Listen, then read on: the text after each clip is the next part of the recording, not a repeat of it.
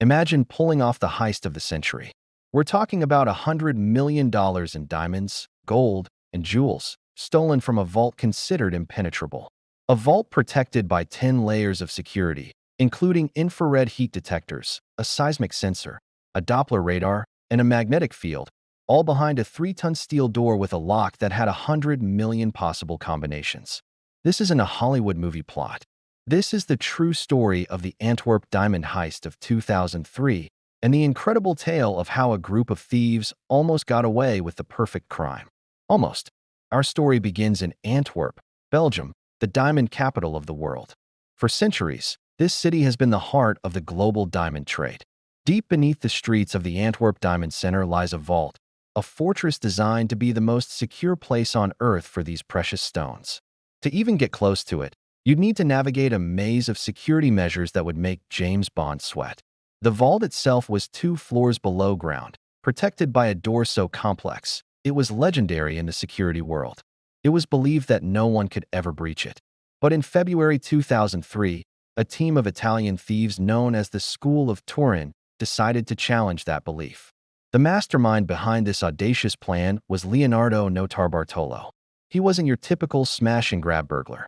Notarbartolo was a charismatic, intelligent, and incredibly patient career criminal. For over 3 years, he meticulously planned this heist. His first move was genius in its simplicity. He rented an office inside the diamond center itself. He posed as an Italian diamond merchant, building a reputation, making connections, and gaining the trust of everyone around him. This gave him a legitimate reason to be in the building, and more importantly, it gave him constant, first-hand access to observe the security systems, the guard routines, and the building's layout. While playing the part of a businessman, Notarbartolo was secretly gathering intelligence. He carried a small pen camera, discreetly snapping photos of the hallways, the elevators, and the entrance to the vault area. He analyzed every detail, every camera placement, every blind spot. He learned that the keys to the vault's antechamber were kept in a small utility closet nearby, poorly secured. He figured out the patterns of the security guards. He was essentially writing the manual on how to defeat the Diamond Center's security step by step. But even with all this information, the vault door itself remained the ultimate obstacle. How could they possibly crack a lock with 100 million combinations? This is where the plan went from clever to truly extraordinary.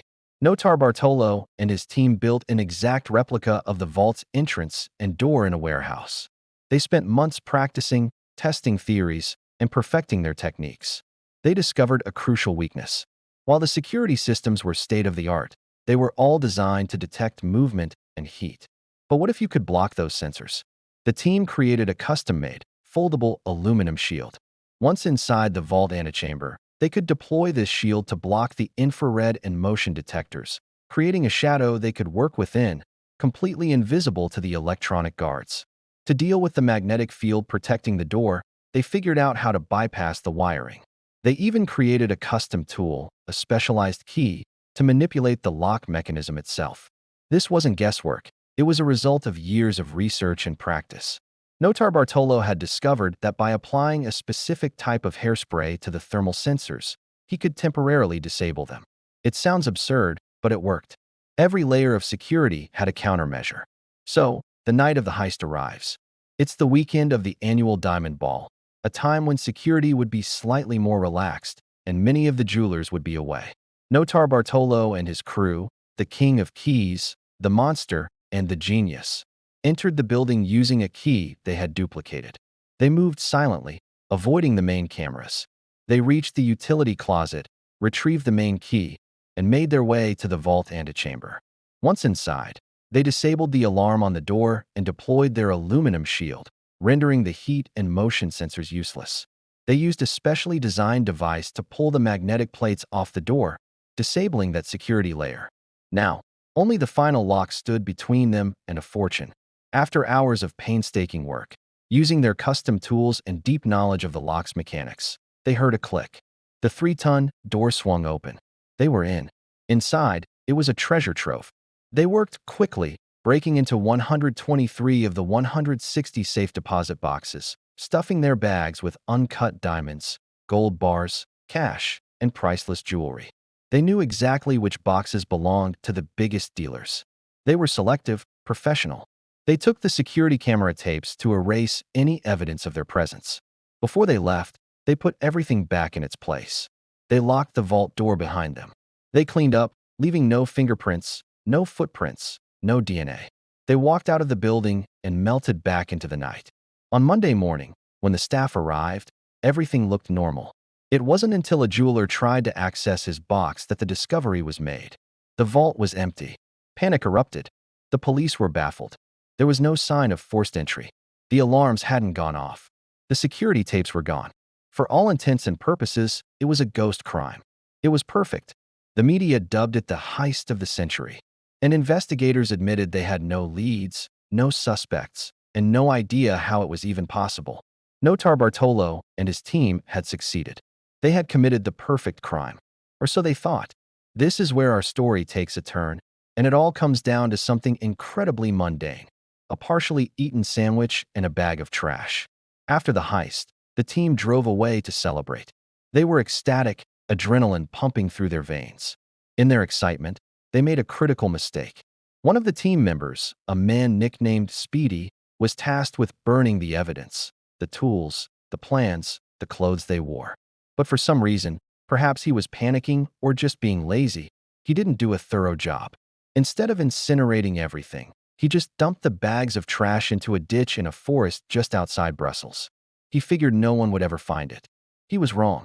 A local landowner, while checking his property, stumbled upon the scattered garbage. Annoyed by the illegal dumping, he called the police. Normally, this would be a routine littering call. But when the police sifted through the trash, they found some very unusual items. There were empty diamond pouches, discarded work gloves, and most importantly, a half-eaten salami sandwich. Alongside the sandwich, they found a receipt from a nearby grocery store and an invoice from a company that had rented an office in the Antwerp Diamond Center. That invoice led them straight to Leonardo Notarbartolo. The DNA from the salami sandwich was matched to one of his accomplices. Suddenly, the perfect, traceless crime had a name and a face. The police had their thread. From that single bag of trash, they unraveled the entire operation. They identified the members of the school of Turin. Notarbartolo was arrested shortly after. The trial was a media sensation. Notarbartolo claimed he was hired by a diamond merchant to commit the heist as part of a massive insurance fraud scheme, and that they only stole about 20 million, not 100 million. He argued that the real loot was never found because the merchants had hidden it themselves. The police and prosecutors, however, pointed to the evidence from the trash bag: the tools, the plans, the DNA. It was an open and shut case. Notarbartolo was sentenced to 10 years in prison. Most of his team were also caught and convicted. And the $100 million in diamonds and jewels? To this day, the vast majority of it has never been recovered. It vanished, just like the thieves almost did.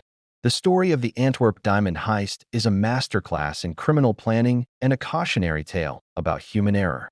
It shows that no matter how brilliant a plan is, no matter how perfect the execution, a single, tiny mistake can bring the whole thing crashing down. 3 years of meticulous planning, a vault deemed impenetrable, and $100 million prize, all undone by a lazy accomplice and a discarded sandwich. It just goes to show you, sometimes the biggest threats aren't sophisticated security systems, but the simple, unpredictable nature of human behavior. Thanks for watching. If you found this story as fascinating as I did, make sure to hit that like button and subscribe for more incredible true crime tales. See you in the next video.